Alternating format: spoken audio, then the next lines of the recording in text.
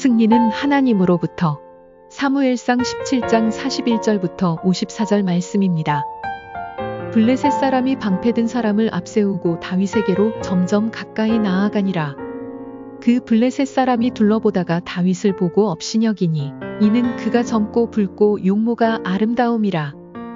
블레셋 사람이 다윗에게 이르되 내가 나를 개로 여기고 막대기를 가지고 내게 나아왔느냐 하고 그의 신들의 이름으로 다윗을 저주하고, 그 블레셋 사람이 또 다윗에게 이르되 내게로 오라. 내가 내 살을 공중의 새들과 들짐승들에게 주리라 하는지라. 다윗이 블레셋 사람에게 이르되 너는 칼과 창과 단창으로 내게 나아오거니와 나는 만군의 여호와의 이름 곧 내가 모욕하는 이스라엘 군대의 하나님의 이름으로 내게 나아가노라. 오늘 여호와께서 너를 내 손에 넘기시리니 내가 너를 쳐서 내 목을 베고 블레셋 군대의 시체를 오늘 공중의 새와 땅의 들짐승에게 주어온 땅으로 이스라엘의 하나님이 계신 줄 알게 하겠고, 또 여호와의 구원하심이 칼과 창에 있지 아니함을 이 무리에게 알게 하리라. 전쟁은 여호와께 속한 것인즉 그가 너희를 우리 손에 넘기시리라. 블레셋 사람이 일어나 다윗에게로 마주 가까이 올 때에 다윗이 블레셋 사람을 향하여 빨리 달리며 손을 주머니에 넣어 돌을 가지고 물매로 던져 블레셋 사람의 이마를 치매 돌이 그의 이마에 박히니 땅에 엎드러지니라. 다윗이 이같이 물매와 돌로 블레셋 사람을 이기고 그를 쳐 죽였으나 자기 손에는 칼이 없었더라. 다윗이 달려가서 블레셋 사람을 받고 그의 칼을 그 칼집에서 빼내어 그 칼로 그를 죽이고 그의 머리를 베니 블레셋 사람들이 자기 용사의 죽음을 보고 도망하는지라. 이스라엘과 유다 사람들이 일어나서 소리 지르며 블레셋 사람들을 쫓아 가이와 에그론 성문까지 이르렀고, 블레셋 사람들의 부상자들은 사하라임 가는 길에서부터 가드와 에그론까지 엎드러졌더라. 이스라엘 자손이 블레셋 사람들을 쫓다가 돌아와서 그들의 진영을 노략하였고, 다윗은 그 블레셋 사람의 머리를 예루살렘으로 가져가고 갑주는 자기 장막에 두니라. 이스라엘과 이스라엘 옆에 블레셋이라는 나라가 있었습니다. 그런데 이스라엘과 블레셋은 자주 싸웠습니다. 이스라엘과 블레셋의 전쟁에 유명한 이야기들이 몇 개가 있는데요. 그 중에 우리가 아는 대표적인 두 개의 스토리가 있습니다. 하나는 무엇일까요? 삼손이죠. 머리를 잘라서 힘을 잃었더니 하나님이 마지막 죽기 직전에 힘을 주셔서 블레셋 사람들을 무찌르게 하셨던 그 삼손. 네, 그 삼손의 이야기가 있고, 또 하나 오늘 사무엘상 17장에서 말하는 다윗과 골리앗 이야기입니다. 우리 어린이들이 지난번에 이거 했던 걸로 알고 있어요. 그렇죠? 뭐요? 다윗과 골리앗 이야기 했죠? 안 했어? 안 했나? 영유하고 한 걸로 알고 있어요. 예. 자, 미안합니다. 이스라엘과 블레셋의 그 전쟁이 자주 있었는데, 그 전쟁을 하는 이유가 뭐였을까요? 전쟁을 하는 이유가 있었습니다. 블레셋이라는 나라가 있었는데, 그 이스라엘 옆에 블레셋이라는 나라는 물이 많은 지역이었습니다. 그래서 당시 농사를 짓는 그런 환경이었습니다. 그래서 농사를 짓고 사는 이스라엘이나 당시 블레셋 나라에게 물은 굉장히 중요한 것이었습니다. 그래서 물을 가지고 있는 블레셋이라는 나라는 항상 그 이스라엘과 물을 차지하는 그 영토를 확보하기 위해 서로 잘 싸웠던 것 같습니다. 그런데 사무엘상 17장 1절에 보면 다시 한번 블레셋과 이스라엘이 전쟁이 났다라고 이야기를 하고 있습니다. 그런데 그 전쟁 났던 그 지역이 소고라는 지역이 있었고, 그 다음에 아세가라는 지역이 있었는데 그 사이에 에베스 다밈이라는 지역이 있었습니다. 그래서 그 에베스 다밈이라는 지역에서 서로 싸웠어요. 군사들이 대치하기 시작했습니다. 그런데 그 에베스 다밈이 어디 있냐 하면 여기 엘라 골짜기가 있죠. 그런데 이 엘라 골짜기가 골짜기라고 표현되면 이해가 안 되는데, 사실 엘라 평지라고 되어 있기도 합니다. 엘라 평지. 그러니까 큰 평지, 이런 평지가 있었는데 이 엘라 평지에서 전투가 시작했습니다. 그러니까 전투를 앞두고 서로 이렇게 이스라엘 군대와 블레셋 군대가 대치하고 있는 상황이었습니다. 평지, 축구장 같은 그 평지에서 전쟁을 두고 서로 양 군대가 대치하고 있었던 상황이었습니다. 여러분, 그런데 블레셋은 굉장히 철 문화가 발달돼서 최신식 무기를 장착할 수 있었습니다. 최신식 무기, 칼과 방패 이런 것들을 가지고 전투복 이런 것들을 최신식 무기로 가지고 있던 블레셋 군대에게 있어서 이 평지는 최상의 전투 지역이었습니다. 그렇잖아요. 이 무기가 있으니까 서로 평지에서 만나면 그냥 다 이길 수 있는 거죠, 쉽게. 그런데 상대적으로 철이 발달되지 않았던 이스라엘은 이 산세를 이용해서 산 위에서 올라오게 해가지고 그 적을 무찌르는 그러한 전투 방법을 가지고 있었습니다. 그러니까 이스라엘은 위에서 기다리고 있고, 산 위에서 기다리고 있고, 그리고 블레셋은 내려오기를 기다리고 있었던 상황입니다. 그래서 이 엘라 평지를 앞두고 서로 대치하고 있었던 상황이었습니다. 철이 발달돼서 최신식 무기로 장착했던 블레셋에 최고 강력한 군인이 있었는데요. 그 사람은 골리앗이었습니다. 골리앗. 그 사람 골리앗의 키는 약 3m, 2.9m 정도가 되었고 11kg이 넘는 창을 마치 장난감처럼 막 휘두르고 있었던 상황이었습니다. 그리고 노스로 만든 그 투구와 57kg 정도가 되는 비닐 갑옷을 입고 앞으로 나와서 이스라엘을 조롱하기 시작했었습니다.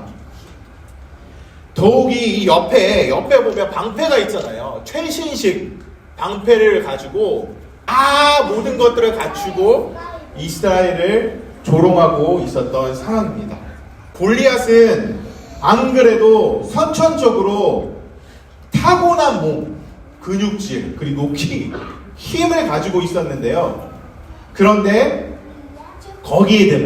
그런 몸에다가 막 김종국 같은 그런 몸에다가 더 크죠.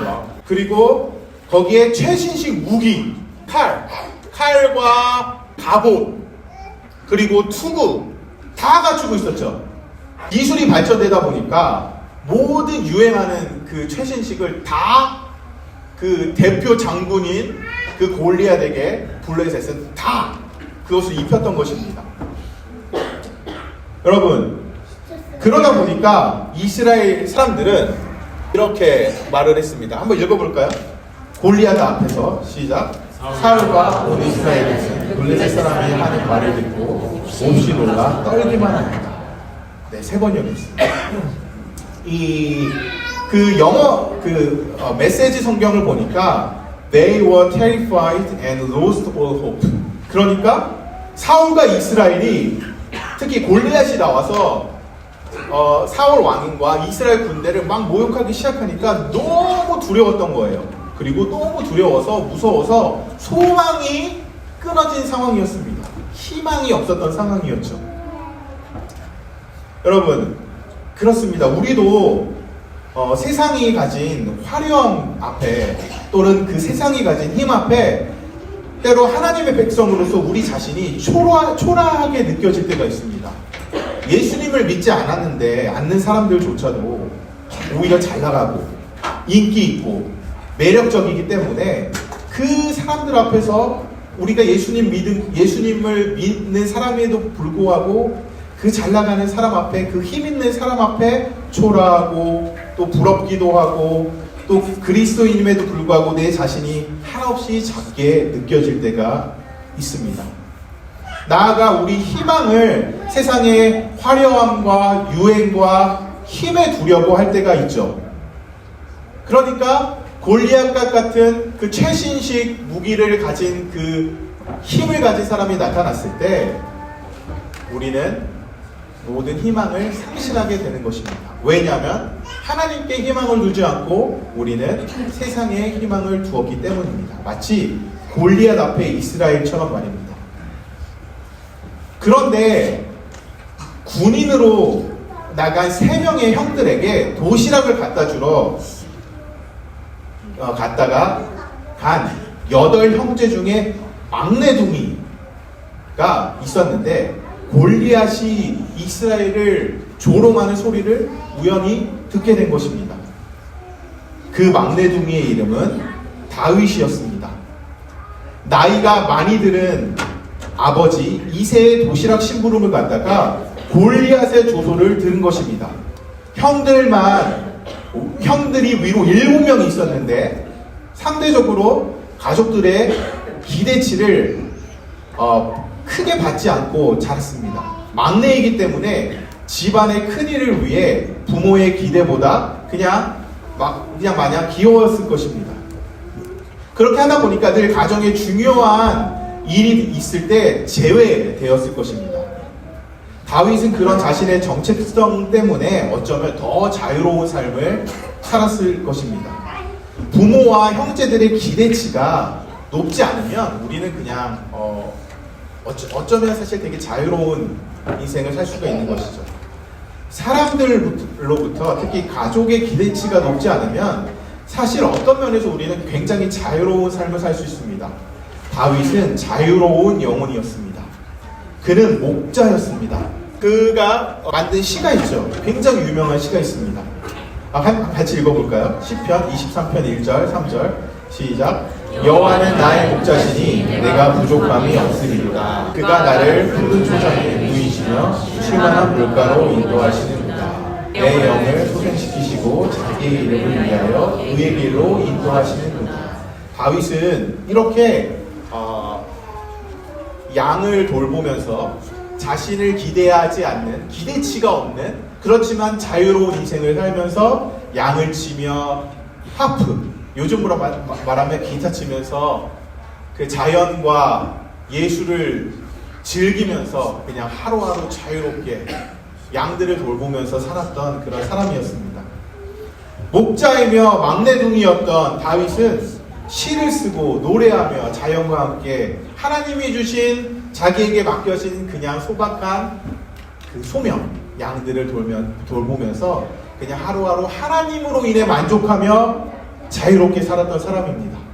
우리가 시편 23절 1편에 다윗이 이렇게 고백하는 것처럼 여호와는 나의 목자시니 내가 부족함이 없습니다. 내가 주님 한 분 때문에 만족합니다. 이렇게 만족하는 시를 쓰며 살았던 다윗의 시를 보면 우리가 알 수 있습니다. 다윗의 만족의 근원은 자연도 아니고 예술도 아닌 바로 여호와 하나님이었던 것입니다. 그런데 자신의 눈앞에 말도 안 되는 광경을 보게 된 것입니다. 바로 골리앗이 자신의 만족의 근원, 자신의 전부인 하나님, 여호와 하나님의 군대를 모독하고 있는 것이었습니다. 하나님의 군대를 모욕하는 것은 그 다윗에게 여호와 하나님을 모독하는 것이었습니다. 그래서 다른 것은 다 참을 수 있지만 다윗은 자신의 만족의 근원이신 여호와 하나님을 욕하는 것, 그 하나님을 모욕하는 것은 참을 수가 없었습니다. 왜냐하면 자신에게 만족을 주며 삶의 이유인 하나님을 욕하는 그 광경은 자신의 그 정체성을 무너뜨리는 것이었기 때문입니다. 목자이며 예술가였던 막내둥이 다윗은 양을 보다가 만약에 양을 괴롭히고 양을 공격하려는 그러한 곰이나 사자들이 나타나면 턱수염을 붙잡고 때려 죽여곤 했습니다. 하나님이 맡겨준 양들을 공격하는 것 앞에서는 어떤 두려움도 없었던 바로 신실한 하나님의 사람이었던 것이었습니다. 그런데 마치 하나님이 맡겨준 양들을 공격하는 곰이나 사자와 같이 지금 다윗은 자신의 눈앞에서 하나님의 군대, 곧 여호와 하나님을 모욕하는 그리고 공격하는 블레셋 군인인 골리앗을 보게 된 것입니다. 다름이 아닌 그의 삶의 전부이며 만족의 근원이신 하나님의 이름을 모욕하는 광경을 마주하게 된 것이었습니다. 사울은 다윗에게 군 장비를 입혀주면서 다윗이 앞에 나가려고 그 골리앗을 무찌려고 하니까 군 장비를 입혀주면서 군 장비를 입히고 앞에 나가라고 권유했습니다. 그런데 다윗은 익숙하지 않자 그냥 자신이 익숙했던 물매를 가지고 골리앗 앞에 나갔습니다. 물매가 뭘까요? 물매 이런 거예요. 양들을 공격하는 곰이나 사자를 잡던 그 물매를, 그냥 익숙했던 물매를 가지고 이스라엘을 공격하는, 그리고 하나님을 모욕하는 최신식 무기를 장착한 3m가 되는 골리앗 장수 앞에 서게 된 것입니다. 자신의 주머니에서 돌 하나를 꺼내서 그냥 물매를 이용해서 그 골리앗을 향해 쏘게 되었습니다. 그리고 그 돌은 그 골리앗의 이마에 맞게 되고, 그리고 마침내 골리앗은 그냥 한 번에 무너지게 된 것입니다. 이 물매를 들고 나온 꼬마를 비웃던 최신식 무기로 무장한 그 선천적인 군이 체질이었던 골리앗은 물맷돌 하나로 단번에 쓰러지게 된 것입니다. 그리고 다윗은 달려가 골리앗의 목을 베었습니다. 골리앗 앞에 나가 싸우기 전에 다윗은 이렇게 말했습니다. 같이 읽어볼까요?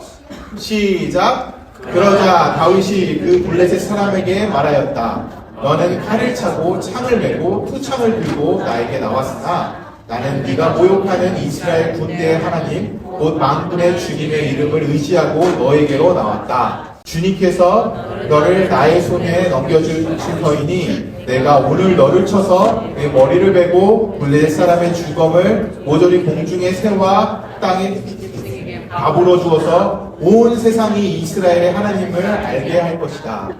또 주님께서는 칼이나 창 따위를 쓰셔서 구원하시는 것이 아니라는 것을 여기 모인 이 온 무리가 알게 하겠다. 전쟁에서 이기고 지닌 것은 주님께 달린 것이다. 주님께서 너희를 모조리 우리 손에 넘겨주실 것이다. 여러분, 골리앗은 최신식 무기를 의지해서 전쟁에 나왔지만, 그리고 자신의 선천적인 그 힘을 가지고 전쟁에 나왔지만, 다윗은 어떻게 했죠? 오직 만군의 하나님의 이름을 가지고 전쟁 앞에 나온 것입니다. 골리앗 앞에 선 것입니다. 다윗의 물매는 바로 하나님을 의지하는 것이라고 말할 수 있습니다. 다윗에게 전쟁은 자신에게 있는 것이 아니라 오직 하나님께 있다라는 것을 알았던 것이죠. 그는 이렇게 믿음의 사람이었습니다. 다윗은 달려가서 골리앗이 의지했던 최신식 칼을 뽑아 그의 목을 베어 죽게 했습니다. 골리앗이 의지했던 최신식 무기는 보잘것없던 것이 되어버린 것이죠. 그리고 물매 하나로 다윗은 그 믿음으로 승리하게 된 것입니다. 여러분, 모든 전쟁의 승리는 인간의 최신식 무기에 있지 않습니다. 여러분, 모든 전쟁의 승리는 자신의 선천적 능력에 있지 않습니다. 오직 하나님께 있습니다. 세상에 아무리 강력한 힘과 화려한 명성을 가지고 우리의 삶을, 우리 자신을 삼키려고 해도 우리가 잊지 말아야 할 것은 바로 모든 승리는 인간이 아닌 하나님으로부터 난 것이라는 것입니다. 이 사실을 믿어야 합니다. 세상의 최신식 유행을 따라가 남들보다 힘을 얻고 싶은 우리 자신에게 오늘 본문은 바로 다시 한번 우리의 승리의 원천은 하나님이시라는 것을 다시 한번 상기시켜주는 것입니다. 이 하나님은 여러분 바로 오늘날 우리에게 예수 그리스도를 주셔서 죽음을 정복하게 하신 하나님이십니다. 죄와 사망의 저주 아래 살고 있는 골리앗 같은 세상의 힘에 하루하루 두려워 떨고 있는 우리에게 하나님은 예수 그리스도를 보내주셔서 십자가로 죽게 하시고 부활의 능력을 통해 죄와 죽음을 근원적으로 정복하게 하셨습니다. 고린도전서 15장 55절에서 57절까지 바울은 이렇게 고백합니다. 같이 읽어보겠습니다. 시작. 사랑아, 내가 쏘는 것이 어디냐? 사망이 쏘는 것은 죄요, 죄의 권능은 율법이라. 우리 주 예수 그리스도로 말미암아 우리에게 승리를 주시는 하나님께 감사하니. 여러분, 예수 그리스도는 바로 우리에게 승리를 주신 분이십니다. 사망과 죄와 죽음, 이 모든 걸로부터 승리를 주신 분이십니다. 오직 예수 그리스도 이름 때문에 우리는 죽음으로부터, 사망으로부터, 그리고 골리앗 같은 이 세상 권세로부터 우리는 승리할 수 있게 된 것입니다. 그렇기 때문에 우리가 의지해야 할 것은 이 세상의 힘이 아닙니다. 우리가 의지해야 할 것은 나의 선천적 능력이 아닙니다. 오직 예수 그리스도이십니다. 예수 그리스도를 통해 주어진 승리 안에서 우리는 자유하고 감사하는 삶을 살아야 합니다. 어린이 여러분, 우리가 평생 삶을 사는 동안 골리앗 같은 그 유행하고 최신식 그 힘이 우리를 삼키려 할 때가 있습니다. 그렇지만 우리가 기억해야 할 것은, 우리가 의지해야 할 것은 누구? 오직 하나님. 또 누구? 오직 예수 그리스도. 자, 따라해보세요, 어린이들. 우리가 의지해야 할 것은 오직 예수 그리스도다. 다시 한번 우리 모두 따라해 보겠습니다. 우리가 의지할 것은 오직 예수 그리스도다. 오직 예수 그리스도이십니다. 저와 그리고 여러분, 오늘 그러한 예수 그리스도 안에서 자유와 감사로 가득한 승리의 삶을 사시기를 소망합니다. 같이 기도하겠습니다. 하나님 감사합니다.